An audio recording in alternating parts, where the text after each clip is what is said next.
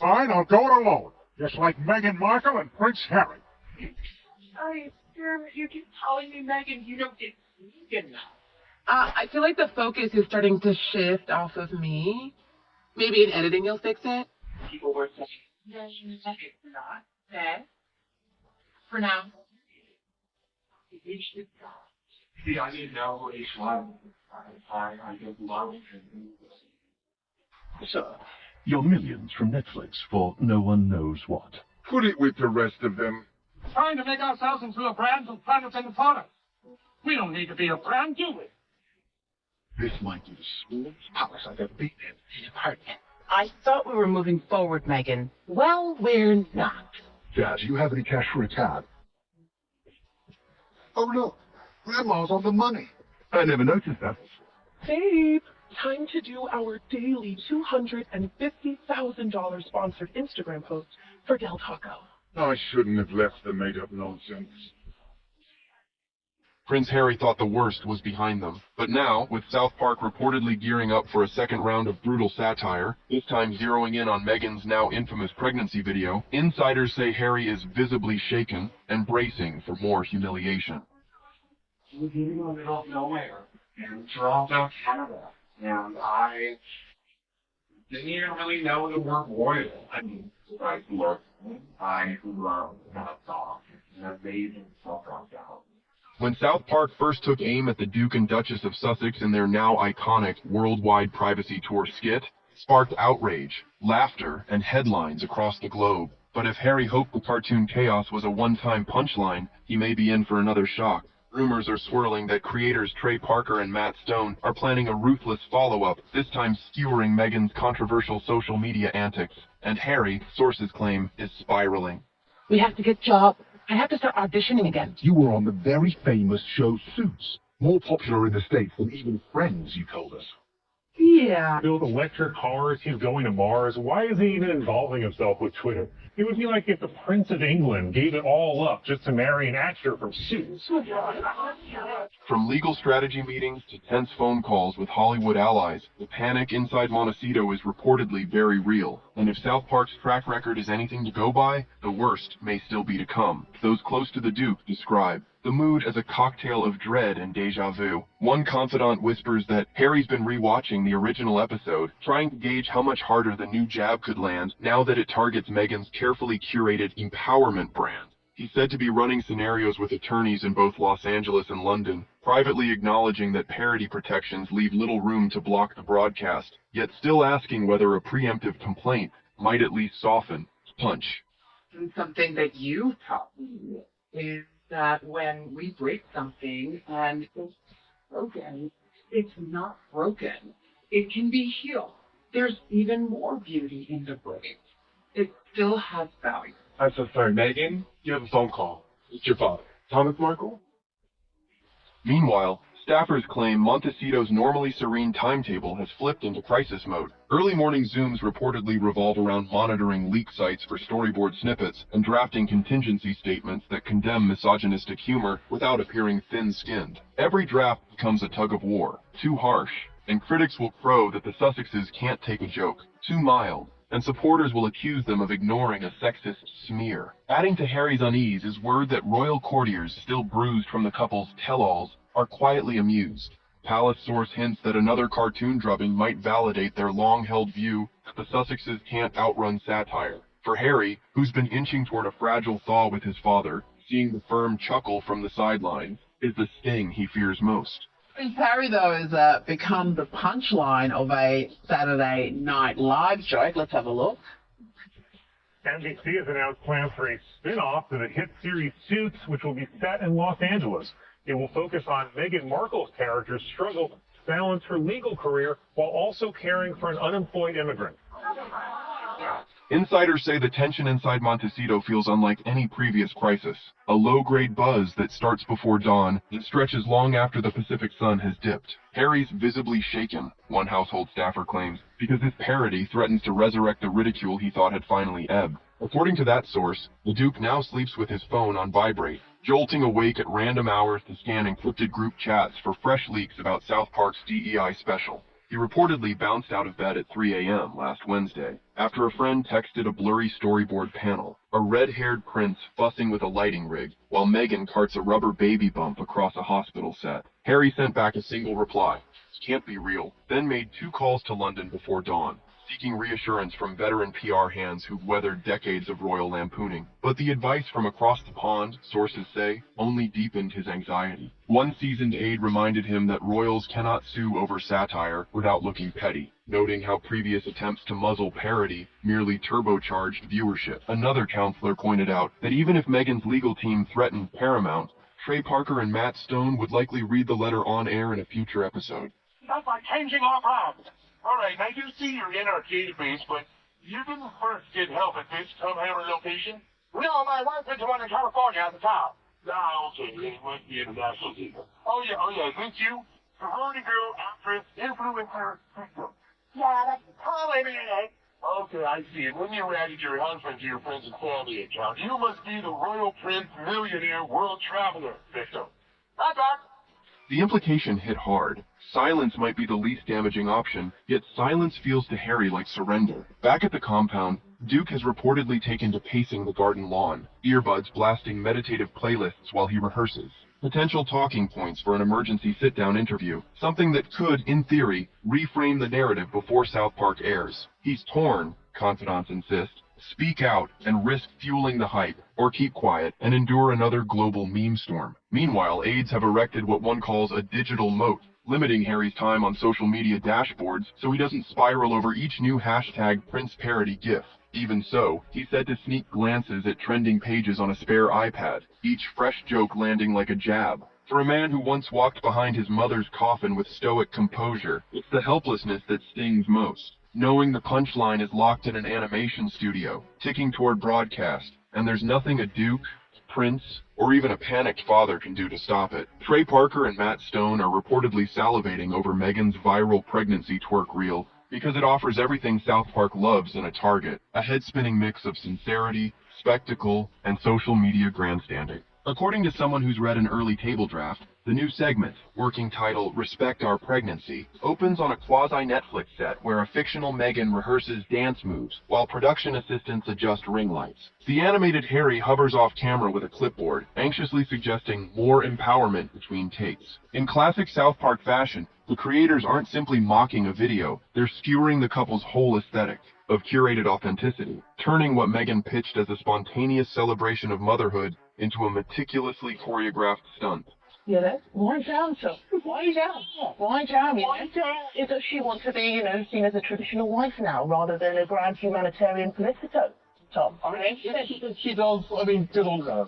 I'm not winding you up. You must know. You must know that. Rumor has it, the writer's room calls the pregnancy bump the pillow of truth. Every time Meghan's cartoon bump jiggles, a flashing subtitle allegedly pops up. Scripted moment, hammering the idea that nothing in their public life is left to chance. One storyboard square even shows Cartman Kennedy, the satirical studio boss who first roasted Hollywood virtue projects, shouting, "Cue the tears, we need vulnerable sparkle," while bribing cameramen with oat milk lattes. It's relentless.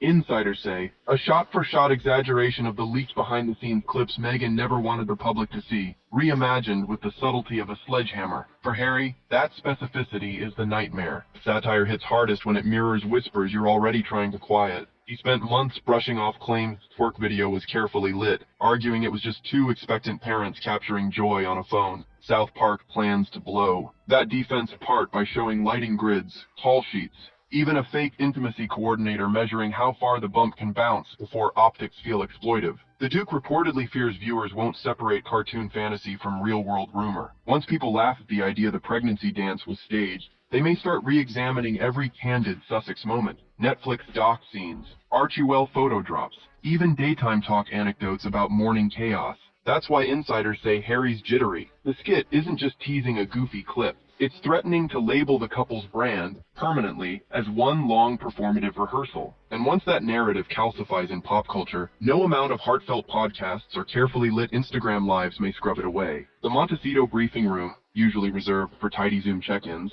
has morphed into what one aide calls a daytime war bunker. Screens flash social listening dashboards, South Park subreddit feeds, and a rolling doc titled Potential Response Paths, version 17. When was the last time you twerked, Alex?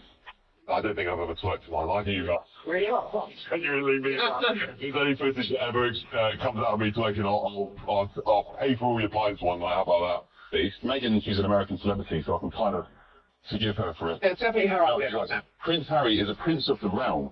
You imagine the centuries of history and tradition in this country, the respectful organisations that he was or is an ambassador of, the military, and you're behaving like that. I'm happy to release it in public. I mean, it's so demeaning. Yep, she's a narcissist and he's quite sick. According to staffers, every meeting starts the same. Harry appears first, clutching coffee and scrolling his phone. Meghan follows, jaw tight, demanding updates on what they have and how they got it. Crisis PR consultants dial in from London and LA, trading risk matrices while junior assistants mute their mics and take furious notes. First on the agenda is legality. A Beverly Hills attorney presents a bulletproof summary. Fair use precedent, parody exemptions, why lawsuits backfire. Meghan pushes, what about emotional distress tied to prenatal mockery? The lawyer gently replies that courts have sided with satirists, even when cartoons depict childbirth. The room falls into uneasy silence.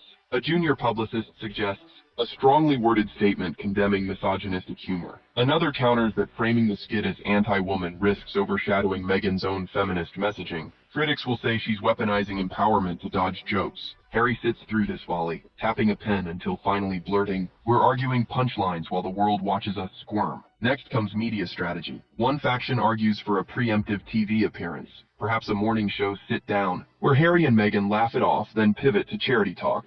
Skeptics caution that South Park could splice any chuckle into a future episode. Imagine a cartoon Harry giggling on loop while animated producers yell, cut again. The alternative, total silence, sparks its own panic. Silence after outrage reads guilty, warns a New York crisis coach.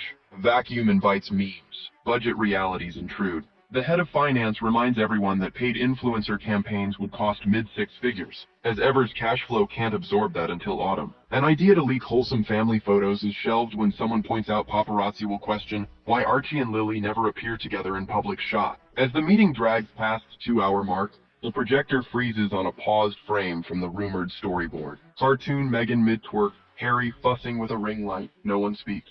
Finally, Meghan closes her laptop with a soft click and says, figure out something that doesn't make things worse. Call ends, leaving. Advisors staring at blank screens realizing something may not exist. Harry's lawyers have scoured every corner of Anglo-American case law looking for a lever, any lever, that might pry South Park's parody off the schedule. Their internal memo, according to a Montecito insider who skimmed it, reads like a graveyard of dashed hopes. But you're the same. You're the same. Like, I know. Yeah. I know. Yeah. Hey guys, you don't gotta do this. Please, I'm begging you to stop. The first tactic, claiming defamation, collapsed when counsel acknowledged pregnancy dance clip sits on Meghan's own social feed. You can't libel someone by exaggerating a video they published themselves, notes one sardonic paragraph. A second gambit, invoking UK privacy standards, dies on the next page. Paramount operates under US law. California juries trust parody more than princes. Undeterred, a junior associate floated the idea of leaning on royal protocol. Could the palace, as fount of honor, object to a false portrayal of a duke in official title? The answer came back blistering. Once Harry stepped away from working royal status, any ceremonial shield became largely symbolic. Besides, even active royals seldom sue for satire. The Windsor file on comic mockery is a dusty drawer of resignation letters, not injunctions. The memo cites a forgotten 90s case where a tabloid cartoon showed the Queen tap dancing on corgis. Buckingham grumbled but never litigated. If Elizabeth II endured cartoon corgi side, the note implies, California courts will expect Sussex stoicism over an animated pillow bump. Someone then suggested a child protection angle. Could referencing an unborn baby constitute harassment of a minor? Counsel replied that U.S. precedent protects commentary on public pregnancy announcements, however tasteless. In a margin scrawl, a senior partner added, fair use plus First Amendment equals fortress. phrase has since become gallows humor among staff. "Montague you later in the fortress," they joke when signing off late-night emails. With courtrooms closed, advisors turned their gaze to the palace. Perhaps, they mused, a discreet word from King Charles could persuade Paramount to tone down royal elements. But palace insiders, according to Harry's London solicitor, view the new parody as Sussex fallout they have no duty to address. By the way, I love your Luke. Sorry, what's that? Your Luke. You look amazing. Your Luke. My Luke's. My Luke. My look. She liked my Luke.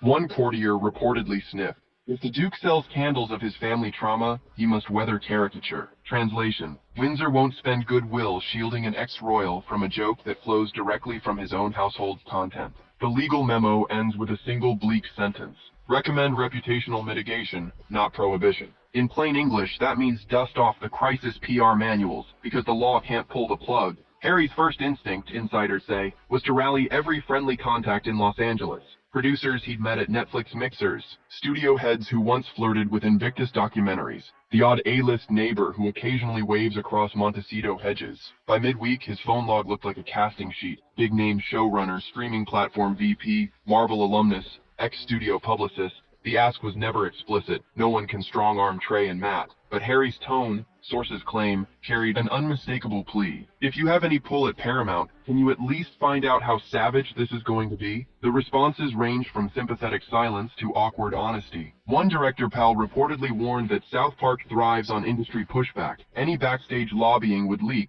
turn into a joke, and extend the shelf life of the humiliation. A former late-night host told Harry the cartoon's creators were comedy untouchables, Hollywood's uncancelable jesters, so leaning on studio favors was like spritzing lighter fluid on a bonfire. Even a friendly Montecito neighbor, a well-known actress who once praised Meghan publicly, advised Harry to brace for impact rather than chase favors unlikely to materialize.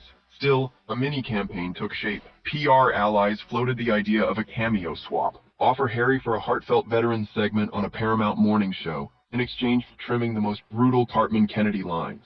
Marketing executives smiled politely and changed the subject. Another strategist suggested leveraging Harry's upcoming mental health summit. Paramount has philanthropic arms after all, but the network's legal team quietly signaled that editorial independence trumps goodwill programming. But to the world, it's just, what has she been doing? Does she work? As opposed to, oh my gosh, I worked so hard.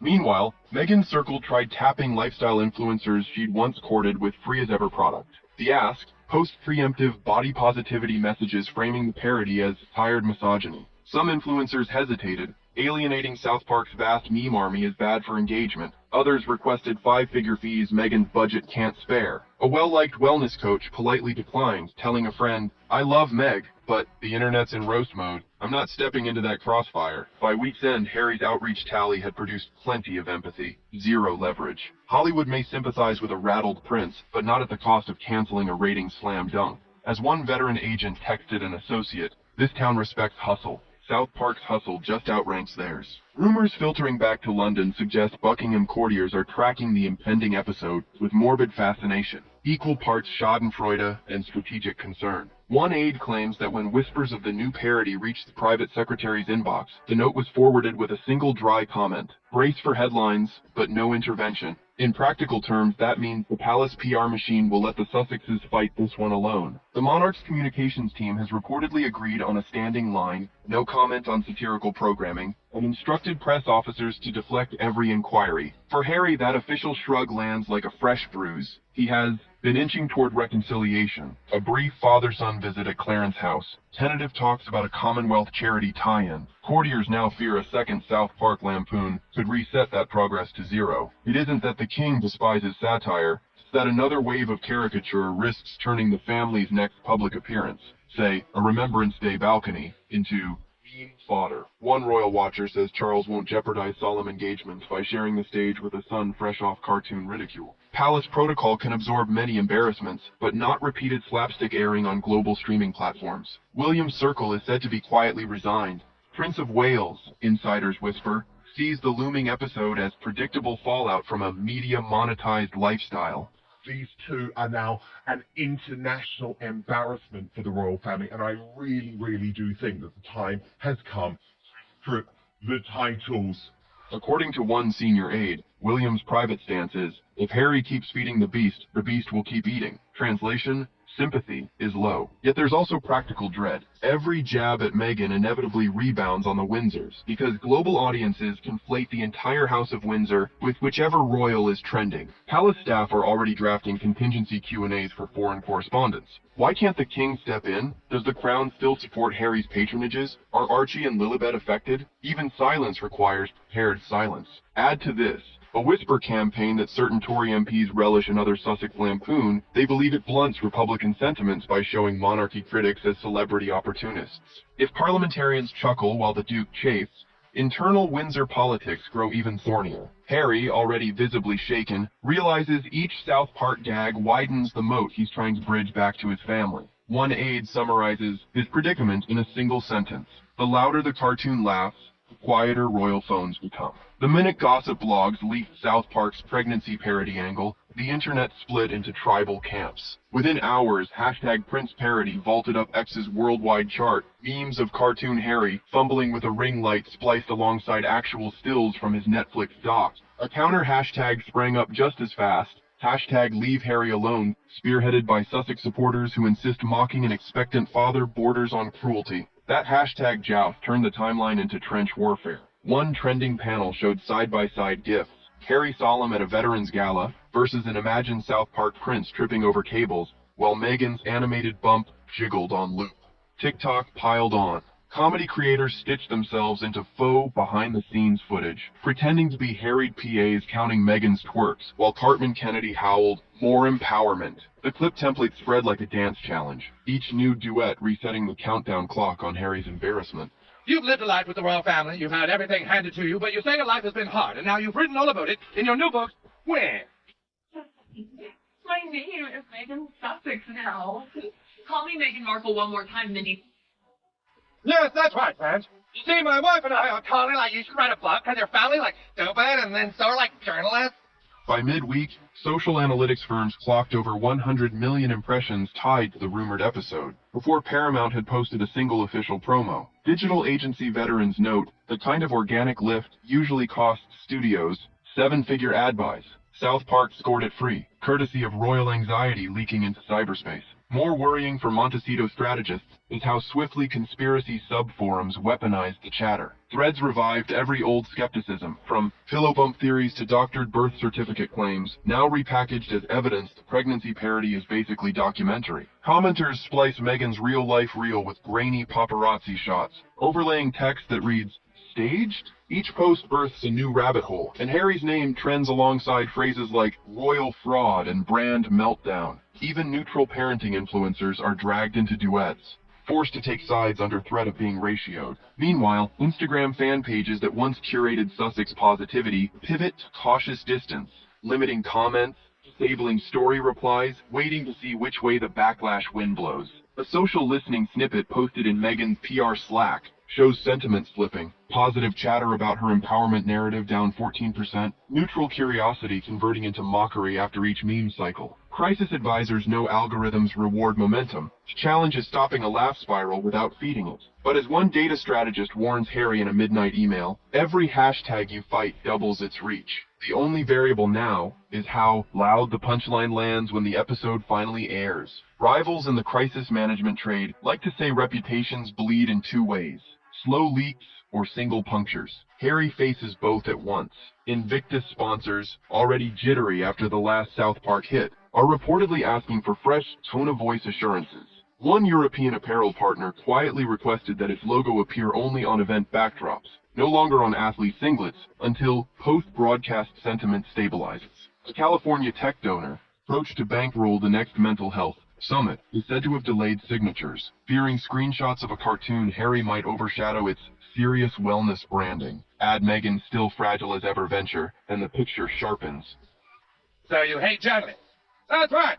And now you wrote a book that reports on the lives of the royal family. Right. So you're a journalist. Any type of flower arranging is just telling a story. What story do you want to tell? Maybe leave the country. Maybe disown your dad. Be creative with it. Every punchline threatens multiple revenue streams, not just personal pride. Advisors sketch 2 redemption pathways. Path 1. Lean into humility. Allow the episode to air, then release a brief, lightly self-deprecating video. Harry and Meghan strolling a beach, laughing that parenthood makes us all targets, before pivoting to Invictus heroes or literacy drives. The argument, relatability diffuses satire. If Harry shows he can chuckle at an animated version of himself, corporate partners may applaud the resilience and stick around. Critics might still poke fun, but the story shifts from fragile royals humiliated to public figures unfazed. Path 2. Transform ridicule into purpose. Wait 48 hours, then launch a campaign spotlighting online harassment of new parents. Frame the parody as a teachable moment on empathy. Invite child health NGOs to co-sign and donate ad revenue from the pregnancy video to maternal care charities. In theory, this flips laughter into legacy. Sponsors get cause marketing, Meghan's empowerment brand regains moral footing, and Harry appears as protector rather than punchline. The risk? Audiences smell opportunism. If timing feels too strategic, #mocktivism accusations could trend harder than the original memes. Beneath the PowerPoint optimism, a harsher reality lurks. There's no fixing perception. South Park's segment lands a cultural catchphrase. Some quick, brutal line that sticks to Harry like gum on a boot. Once a meme calcifies, brands shy away regardless of charity tie-ins. Veteran reputation broker told a Sussex aide, after privacy tour, you had wiggle room. Second hit, that's concrete. Harry knows it. Every brainstorming session circles back to the same dread. If the cartoon crowns him clueless prince forever, redemption arcs become uphill marathons, each sponsorship pitch starting with a nervous laugh and a promise that this time, nobody's twerking under studio lights. South Park's animators have already locked the reel. Paramount's promo clock is counting down. Meme engines are primed to detonate the instant the closing credits roll. All Harry can do now is choose how, or whether, to step into the blast.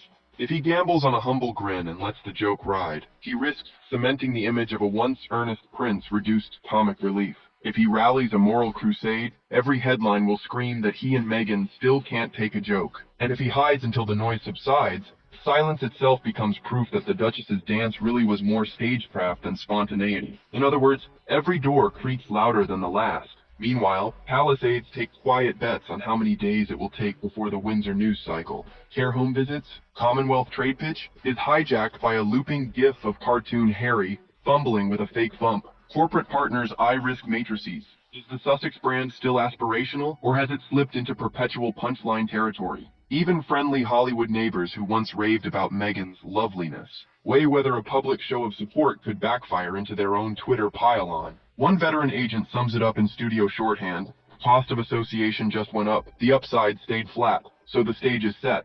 Colorado animation house versus a California compound. Free speech satire squaring off against reputation management. In a matter of weeks, viewers will decide whether this episode is merely another laugh in the pop culture churn, or the moment Harry and Meghan's carefully tended narrative tilts into permanent caricature. When the laughter dies